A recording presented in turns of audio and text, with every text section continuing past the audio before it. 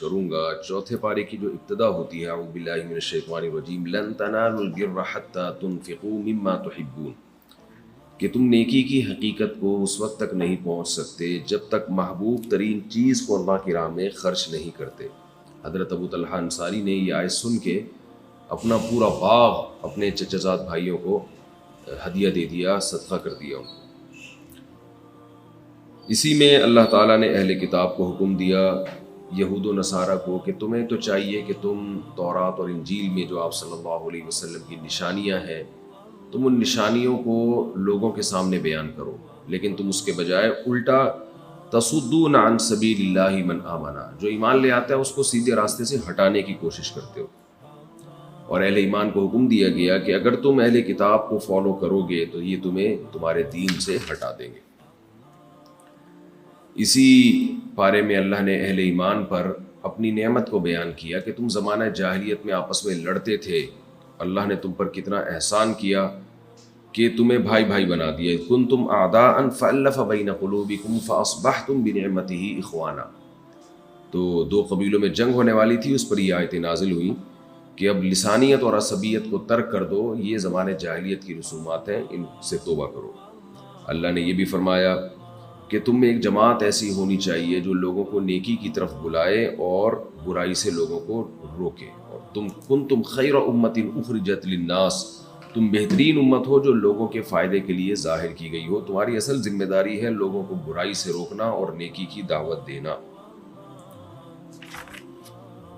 اسی میں اللہ تعالیٰ نے منافقین کی منافقت کو بہت کھول کے بیان کیا ہے کہ یہ چھپی دوستیاں لگاتے ہیں اسلام دشمنوں سے۔ اللہ نے اہل ایمان کو منع کیا کہ اسلام دشمن قوتوں سے دوستیاں مت لگاؤ۔ کیوں؟ اس لیے کہ یہ تم سے محبت نہیں کرتے، یہ اوپر اوپر سے تم سے دوستی لگاتے ہیں، حقیقت میں یہ تم سے دوستی نہیں کرتے، بلکہ یہ کوشش کرتے ہیں کہ کسی بھی طرح سے تمہیں نقصان پہنچائیں۔ غزوہ احد جو 3 ہجری میں ہوئی تھی، اس پارے میں اس غزوہ احد کا بھی تفصیلی بیان ہے کہ کس طرح نبی صلی اللہ علیہ وسلم صحابہ کرام کو مختلف ٹھکانوں پہ بٹھا رہے تھے۔ وَإِذْ غَدَوْتَ مِنْ أَهْلِكَ تُبَوِّئُ الْمُؤْمِنِينَ مَقَاعِدَ لِلْقِتَالِ، اور اللہ نے فرمایا کہ اس میں ہم نے تمہیں فتح دے دی تھی غزوہ احد میں، تم نے امیر کی نافرمانی کی، حتیٰ اذا فشلتم وتنازعتم فی الامر وعصیتم من بعد ما اراکم ما تحبون، جو تم فتح چاہتے تھے تو حبون جس سے محبت کرتے تھے، اللہ نے تمہیں وہ دکھا دی تھی، لیکن تم میں سے کچھ لوگوں نے امیر کی نافرمانی کی ہے جس کی وجہ سے وہ فتح شکست میں بدل گئی۔ لیکن صحابہ کو تسلی دی گئی کہ اس شکست میں بھی تمہارے لیے خیر ہے۔ کیوں؟ اللہ تعالیٰ چاہتا تھا وَلِيَعْلَمَ اللَّهُ الَّذِينَ آمَنُوا وَيَتَّخِذَ مِنْكُمْ شُهَدَاءَ، اس کا فائدہ یہ ہوا کہ کھرے اور کھوٹے میں فرق ہو گیا، منافقین میں اور مومنین میں فرق ہو گیا، اور اللہ نے بہت سے لوگوں کو تم میں شہادت کے مرتبے پر فائز کر دیا۔ اہل جنت کی علامتیں بھی بہت اہتمام سے بیان کی گئی ہیں۔ فرمایا وَسَارِعُوا إِلَىٰ مَغْفِرَةٍ مِّن رَّبِّكُمْ وَجَنَّةٍ عَرْضُهَا السَّمَاوَاتُ وَالْأَرْضُ أُعِدَّتْ لِلْمُتَّقِينَ، پرہیزگار لوگوں کے لیے یہ جنت بنائی گئی ہے، اور ان کی علامتیں کیا ہیں پرہیزگار لوگوں کی؟ يُنفِقُونَ فِي السَّرَّاءِ وَالضَّرَّاءِ، جو خوشی اور غم میں اللہ کی راہ میں خرچ کرتے ہیں، والکاظمین الغیظ، غصے کے کڑوے گھونٹ کو پیتے ہیں، والعافین عن الناس، لوگوں سے درگزر کرتے ہیں، اذا فعلوا فاحشۃ او ظلموا انفسهم، جب کوئی بے حیائی کا کام یا کوئی گناہ ہو جائے، ذکروا اللہ فاستغفروا لذنوبہم، ان کو اللہ یاد آتا ہے اور یہ اپنے گناہ سے توبہ کرتے ہیں، ولم یصروا علی ما فعلوا، اور اس گناہ پر قائم نہیں رہتے پھر، تو ان کو خوشخبریاں دی گئیں کہ ان کے لیے مغفرت اور جنت ہے جس کے نیچے نہریں بہتی ہوں گی، وَنِعْمَ أَجْرُ الْعَامِلِينَ، اور عمل کرنے والوں کا کیا خوب بدلہ ہے۔ صحابہ کو جو احد میں شکست ہوئی تھی، اللہ نے فرمایا، اچھا اس میں نبی صلی اللہ علیہ وسلم کے بارے میں خبر پھیل گئی تھی کہ آپ صلی اللہ علیہ وسلم کو بھی شہید کر دیا گیا ہے، اس سے بہت سے صحابہ کے حوصلے بالکل پست ہو گئے، تو قرآن کی آیت نازل ہوئی وَمَا مُحَمَّدٌ إِلَّا رَسُولٌ قَدْ خَلَتْ مِن قَبْلِهِ الرُّسُلُ، محمد تو ایک رسول ہیں، آپ سے پہلے بھی بہت سے پیغمبر گزر چکے ہیں، أَفَإِن مَّاتَ أَوْ قُتِلَ انقلبتم علی اعقابکم، کیا محمد صلی اللہ علیہ وسلم کی موت واقع ہو جائے گی یا آپ کو شہید کر دیا جائے گا تو کیا تم دین سے واپس پھر جاؤ گے؟ تو اس لیے بتایا کہ جو دین سے واپس ہوگا وہ اللہ کا کوئی نقصان نہیں پہنچائے گا۔ اور پھر اللہ نے بتا دیا وما کان لنفس ان تموت الا باذن اللہ، کوئی نفس اس وقت تک مر نہیں سکتا جب تک اللہ کا حکم نہ ہو۔ پھر اللہ نے اہل ایمان پچھلی امتوں میں جو لوگ اللہ کی راہ میں لڑا کرتے تھے ان کی حالت بیان کی کہ ہر دور میں ایسے لوگ پیدا ہوئے ہیں جو اللہ کے لیے لڑتے ہیں۔ پھر اللہ تعالیٰ نے منافقین کے رازوں کو فاش کیا کہ وہ غزوہ احد میں جب شکست ہوئی تو منافقین کہا کرتے تھے ہم تو پہلے ہی کہہ رہے تھے کہ یہ لڑائی نہیں ہے، یہ تو صرف مروانے کے لیے، ہمیں برباد کرنے کے لیے ایک انتظام کیا جا رہا ہے۔ تو اللہ نے فرمایا کہ تم کیوں موت سے اتنا ڈر رہے ہو؟ قل لو کنتم فی بیوتکم لبرز الذین کتب علیہم القتل الی مضاجعہم، تم اگر اپنے گھروں میں بھی رہتے نا، جس کے مقدر میں موت لکھی ہوئی ہے اس کی موت اس کو خود میدان جنگ میں لا کے مارتی۔ وَلِيَبْتَلِيَ اللَّهُ مَا فِي صُدُورِكُمْ وَلِيُمَحِّصَ مَا فِي قُلُوبِكُمْ، یہ شکست اس لیے ہوئی ہے اللہ تمہارے دلوں کے رازوں کو دنیا کے سامنے ظاہر کرنا چاہتا ہے۔ حالانکہ اللہ علیم بذات الصدور ہے، اسے سب پہلے سے معلوم ہے، لیکن وہ چاہتا ہے کہ منافق اور غیر منافق میں فرق ہو جائے۔ بہت اہم آیت اس پارے کی یہ ہے جس میں اللہ نے فرمایا یا ایھا الذین آمنوا لا تکونوا کالذین کفروا وقالوا لاخوانہم اذا ضربوا فی الارض او کانوا غزا لو کانوا عندنا ما ماتوا وما قتلوا، اے ایمان والو تم کافروں کی طرح باتیں نہ کیا کرو کہ جب ان میں سے کوئی اللہ کی راہ میں، جب ان میں سے کوئی میدان جہاد میں نکلتا ہے، میدان جہاد میں نہیں، میدان قتال میں یا سفر کے لیے، اور اس دوران کوئی حادثہ ہو جائے تو پیچھے جو ان کے لواحقین ہیں وہ کہتے ہیں کہ کاش یہ سفر نہ کرتے، کاش یہ لڑائی میں نہ نکلتے تو نہ مرتے۔ اللہ نے فرمایا لیجعل اللہ ذلک حسرۃ فی قلوبہم، اللہ انہیں یہ سب کہنے کی توفیق اس لیے دیتا ہے تاکہ ان کے دلوں میں اور آگ بھڑکے حسرت کی۔ یعنی ایک تو غم یہ ہوا کہ ہمارے لوگ قتل ہو گئے، دوسرا غم یہ کہ کاش یوں نہ ہوتا تو یوں ہو جاتا۔ تو اللہ نے فرمایا تم یہ کاش نہ کیا کرو، جو نقصان ہو گیا اس پہ صبر کرو، واللہ یحیی و یمیت، کیونکہ موت اور زندگی اللہ کے ہاتھ میں۔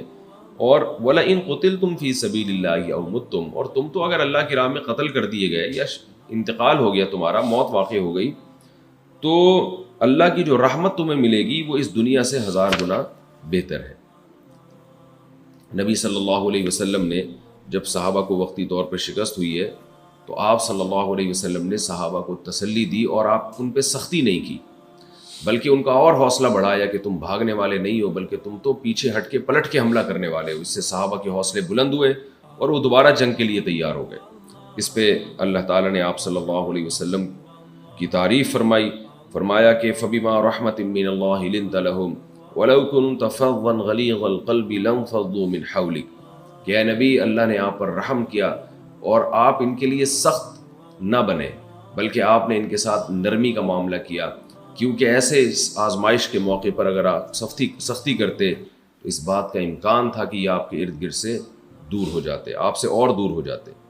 پھر اللہ نے صحابہ کو تسلی دی کہ ان ینصرکم اللہ فلا غالب لکم، دیکھو اللہ اگر تمہاری مدد کرے گا تو کوئی تم پر غالب آنے والا نہیں ہے، اور اللہ توکل کرنے والوں کو پسند کرتا ہے اور مومنین کو چاہیے کہ اللہ پہ اعتماد کریں۔ اسی میں اللہ تعالیٰ نے صحابہ کرام کو یہ دوبارہ یہ بتایا کہ منافقین کی باتوں میں مت آؤ۔ اللہ تعالی منافقین یہ کہہ رہے تھے الذین قالوا لاخوانہم وقعدوا لو اطاعونا ما قتلوا، کہ یہ پیچھے بیٹھ کے بس باتیں بناتے رہیں گے، اور یہ باتیں بنا رہے تھے کہ اگر یہ لوگ ہماری بات مان لیتے اور لڑائی میں نہ جاتے تو یہ شہید نہ ہوتے، یہ قتل نہ ہوتے، یہ ہماری بات نہ ماننے کی وجہ سے ایسا ہوا ہے۔ تو اللہ نے فرمایا ان سے کہہ دیں فَادْرَؤُوا عَنْ أَنفُسِكُمُ الْمَوْتَ إِن كُنتُمْ صَادِقِينَ، تم بھی اپنے آپ سے موت کو دور کر کے دکھا دو اگر تم سچے ہو۔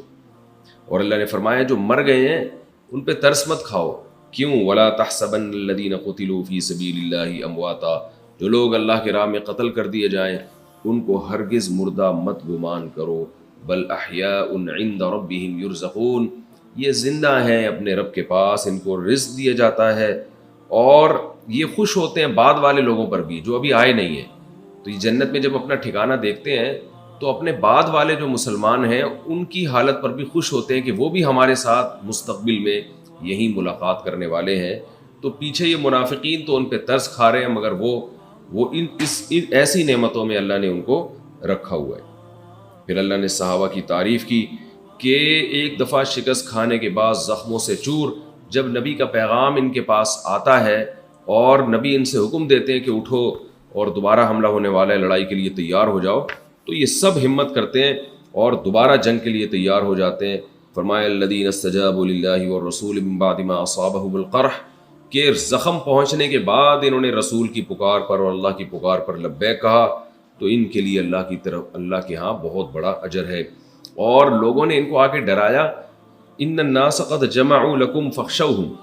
لوگوں نے کہا کہ تم شکست کھا کے بیٹھے ہوئے ہو، اب لشکر تمہارے خلاف سارے لشکر دوبارہ جمع ہو رہے ہیں، اب ڈرو۔ تو بجائے ڈرنے کے کہنے لگے حسبنا اللہ ونعم الوکیل، اللہ ہمیں کافی اور بہترین کارساز ہے۔